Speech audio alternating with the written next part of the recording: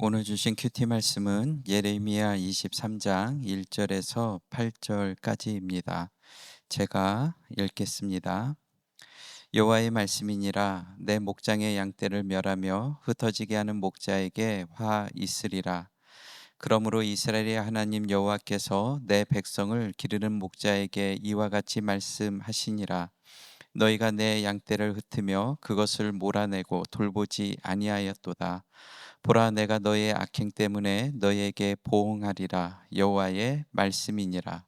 내가 내 양떼에 남은 것을 그 몰려갔던 모든 지방에서 모아 다시 그 우리로 돌아오게 하리니 그들의 생육이 번성할 것이며 내가 그들을 기르는 목자들을 그들 위에 세우리니 그들이 다시는 두려워하거나 놀라거나 잃어버리지 아니하리라.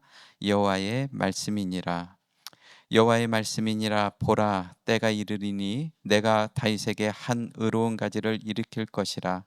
그가 왕이 되어 지혜롭게 다스리며 세상에서 정의와 공의를 행할 것이며 그의 날에 유다는 구원을 받겠고 이스라엘은 평안히 살 것이며 그의 이름은 여호와 우리의 공이라 일컬음을 받으리라. 그러므로 여호와의 말씀이니라. 보라, 날이 이르리니 그들이 다시는 이스라엘 자손을 애굽 땅에서 인도하여 내신 여호와의 사심으로 맹세하지 아니하고 이스라엘 집 자손을 북쪽 땅 그 모든 쫓겨났던 나라에서 인도하여 내신 여호와의 사심으로 맹세할 것이며 그들이 자기 땅에 살리라 하시니라. 아멘.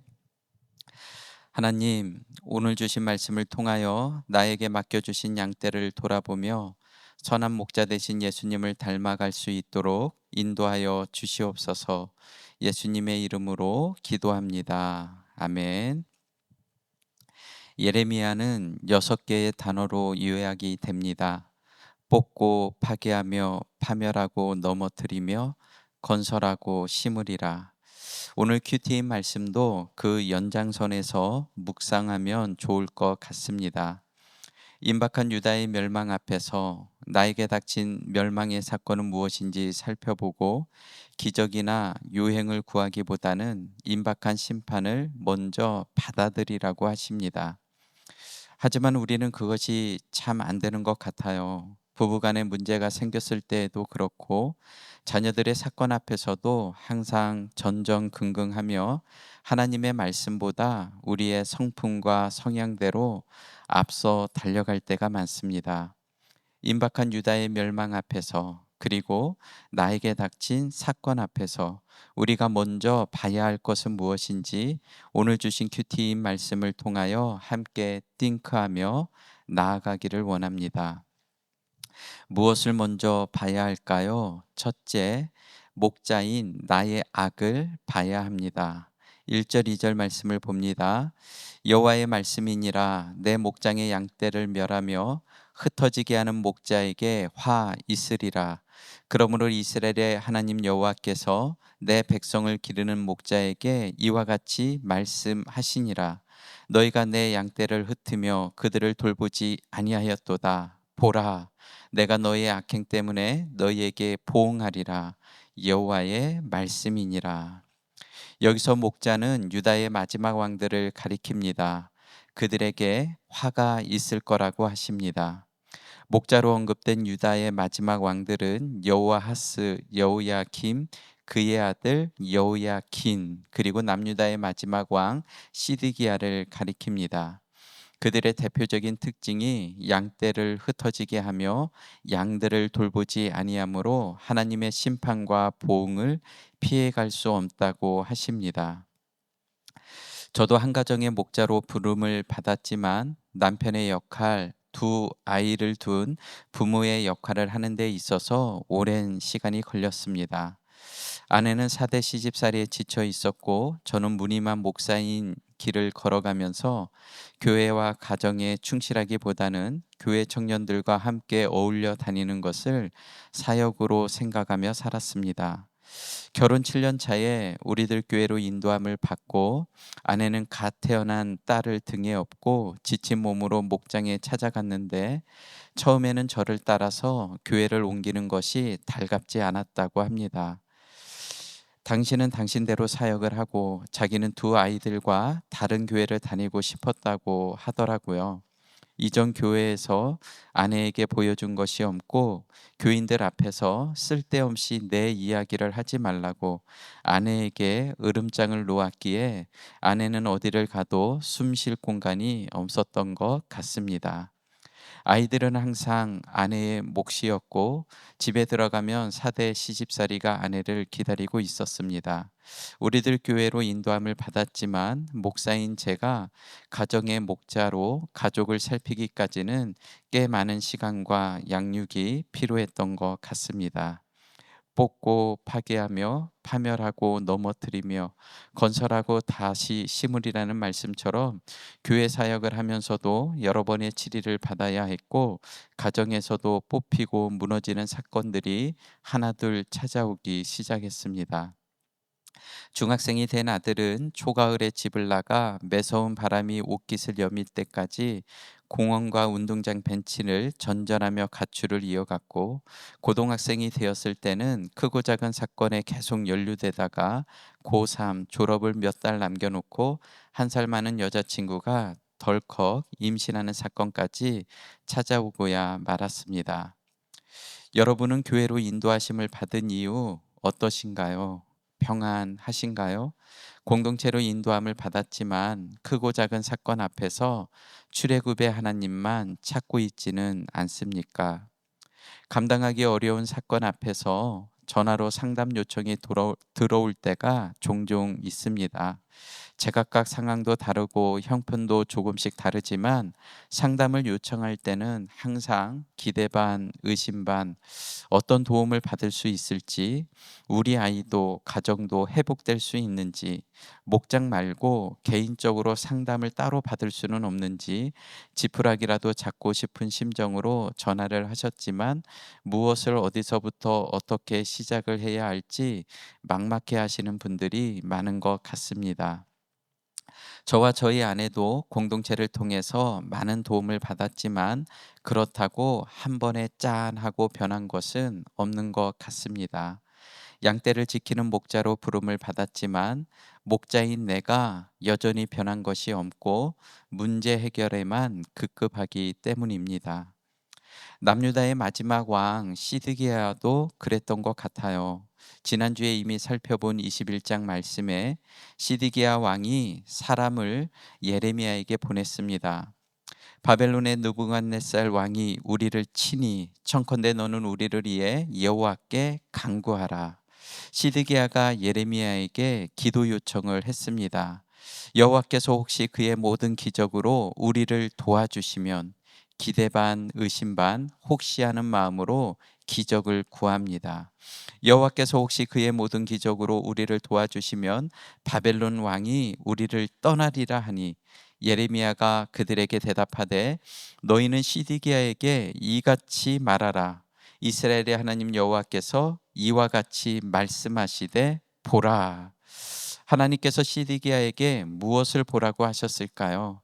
이제는 걱정하지 말라고, 지금부터는 내가 다 알아서 해주겠다고, 너는 창조주 하나님만 바라보라고 이런 말씀을 하셨을까요? 오히려 이어지는 말씀에 보면 하나님은 시드기야에게 이렇게 말씀하십니다.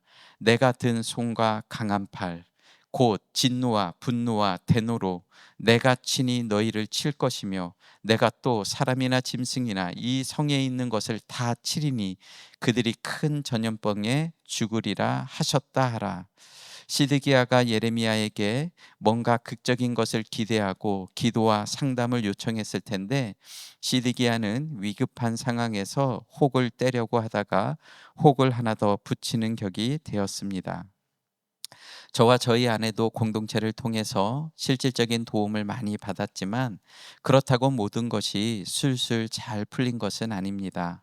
하지만 지난 시간들을 돌이켜 보면 반드시 먼저 뽑혀져야 할 것들이 있었고 부서지고 깨지고 넘어지는 사건들을 통하여 내가 얼마나 형편없는 삶을 살고 있었는지, 말씀이 아닌 내 성품과 정욕대로 사역을 하면서 주위 사람들을 얼마나 힘들게 했는지, 양떼를 모으는 것이 아니라 양떼를 흩으며 얼마나 불의한 목자를 살고 있었는지를 직시하기까지는 여러 번 무너지고 부서지는 수많은 사건들을 하나님이 선물로 음, 저에게 보응해 주신 것 같습니다.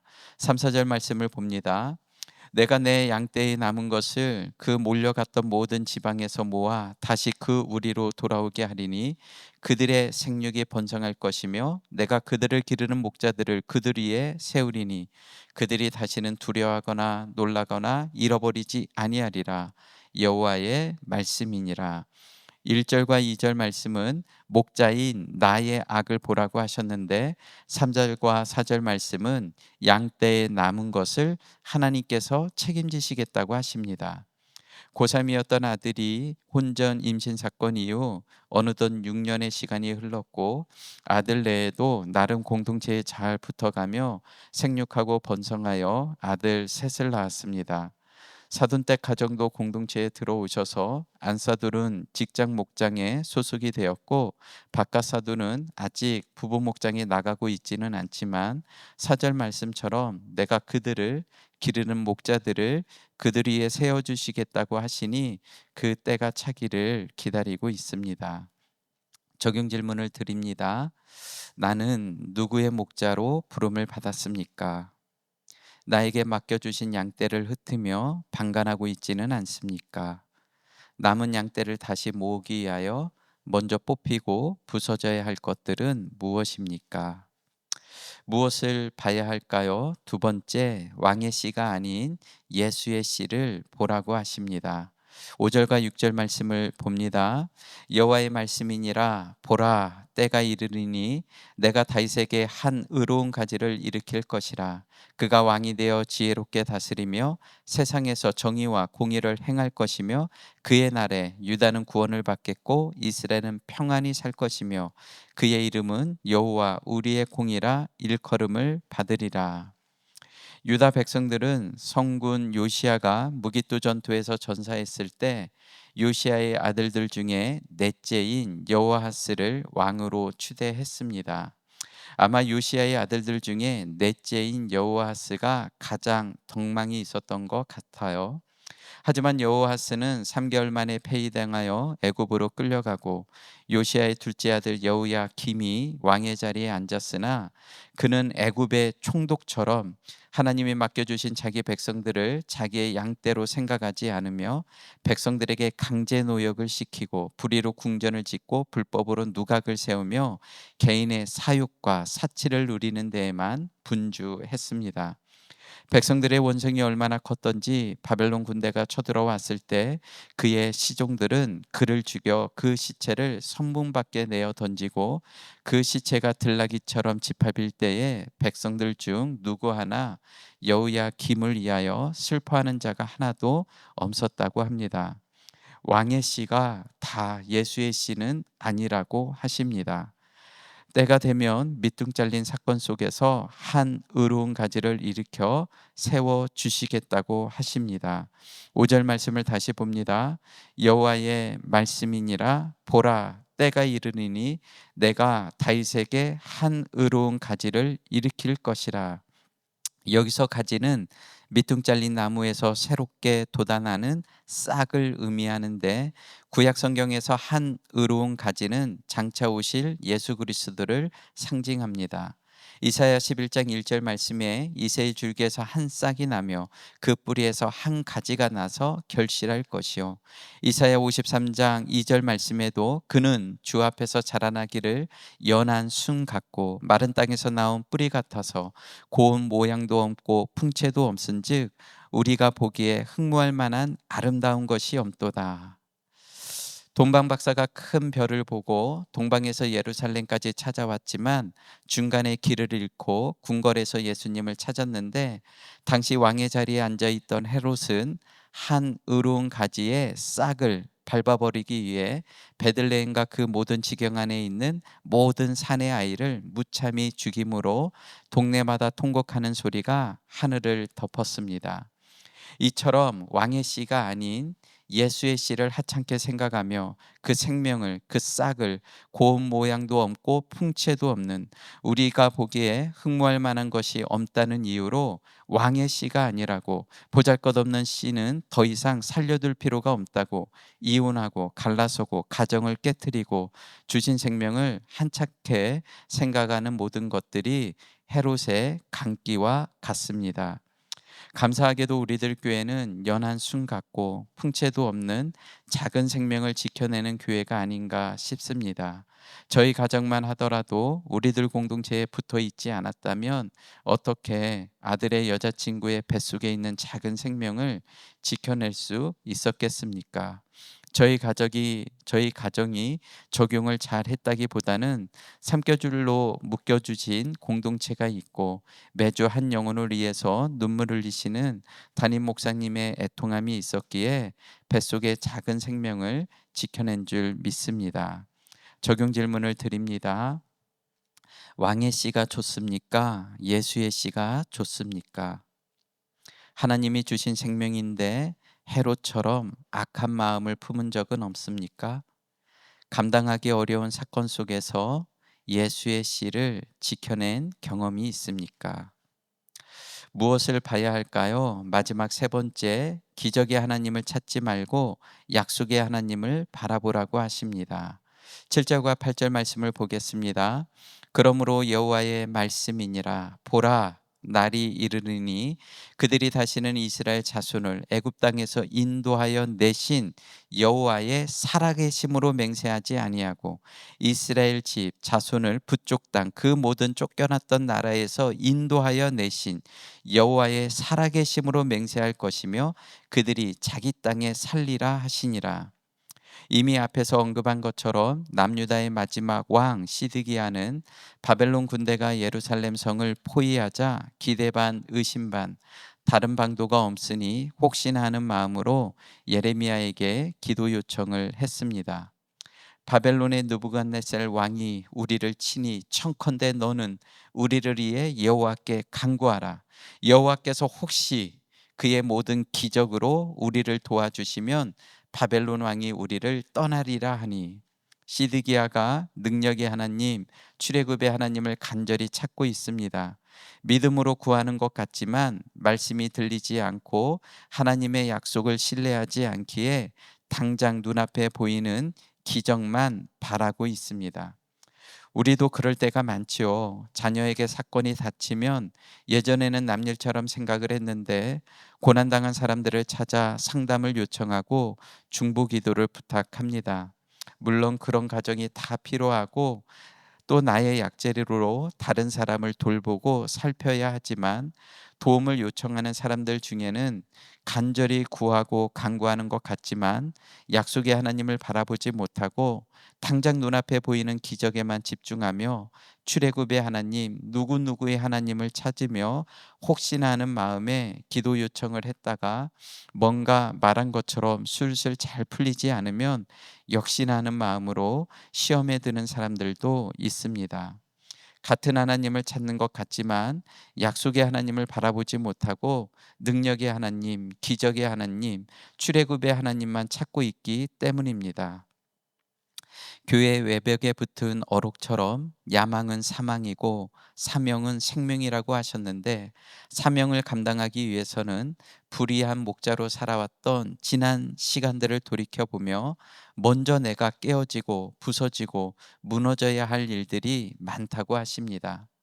이러다가 가정도 파탄나고 나의 자녀들도 다 망가지는 것은 아닐까 조바심이 들 때도 있겠지만, 하나님께서는 남은 내 양떼를 돌이키사 그들을 모아 다시 우리로 목장으로 돌아오게 하리니 그들이 생육하고 번성할 것이라고 약속해 주셨습니다. 하나님의 이 약속이 믿어지면 어떠한 환경 속에서도 위로와 평강을 누릴 수 있지만, 능력의 하나님만 찾는 사람들에게는 불안과 걱정이 쌓여갈 수밖에 없습니다. 마지막 적용 질문을 드립니다. 출애굽의 하나님, 능력의 하나님, 기적의 하나님만 찾고 있지는 않습니까? 뽑히고 부서지고 망가지고 넘어지는 사건 앞에서 내가 붙잡아야 할 약속의 말씀은 무엇입니까? 하나님이 허락하신 사건 앞에서 위로와 평강을 누리고 있습니까? 아니면 불안과 걱정이 쌓여갑니까? 말씀을 맺겠습니다. 무엇을 바라봐야 할까요? 먼저 나의 악을 보고 왕의 씨가 아닌 예수의 씨를 바라보며 기적의 하나님만 찾지 말고 약속의 하나님을 바라보라고 하십니다. 우리 함께 기도하겠습니다. 하나님 아버지, 일찍이 목사로 부름을 받았지만 교회에서도 가정에서도 충실한 목자로 살지를 못했습니다. 나의 성향과 성품대로 사역을 하며 모든 짐을 아내에게 지우고 많은 면에 있어서 책임을 회피하다 보니 맡겨주신 양떼를 잘 돌보지 못하고 흩어버릴 때가 많았는데, 여호와 하나님께서 흩어진 양떼를 다시 모아 우리들 공동체 우리 안으로 들어오게 하여 주시니 감사합니다. 지난 한 주간에도 뽑히고 부서지고 망가지고 넘어지는 사건들마다 요동치며 격동하며 자포자기하는 마음으로 힘들어하는 지체들이 계시다면 주님께서 찾아가 주시고 오늘 주신 말씀으로 위로하시며 능력의 하나님, 기적의 하나님만 찾지 말고 약속의 하나님을 바라볼 수 있도록 우리를 인도하여 주시옵소서. 어떤 환경 속에서도 부서지고 망가진 가정들을 다시 회복시켜 주실 그 때까지 공동체를 떠나지 않고 잘 붙어 있을 수 있도록 성령의 기름을 부어 주시옵소서. 담임 목사님의 모든 사역 가운데 건강을 지켜 주시옵고, 내일부터 시작되는 제 19회 띵크 목회 세미나 가운데 기름을 부어 주시옵소서. 강화문에서 열리는 12.27 연합 예배를 통하여 건강한 가정, 거룩한 나라를 위하여 집회를 준비하는 모든 사람들과 나라를 걱정하며 한 마음으로 참여하는 모든 교회, 모든 성도들이 함께 말씀을 듣고 약속의 하나님을 바라보며 뜨겁게 기도할 수 있도록 역사하여 주시옵소서. 우리의 목자 되신 예수 그리스도의 이름으로 기도드립니다. 아멘. 남은 시간은 가정과 교회와 나라를 위해서, 그리고 나의 간절한 기도 제목을 놓고 하나님께 간절히 기도하며 나아가도록 하겠습니다.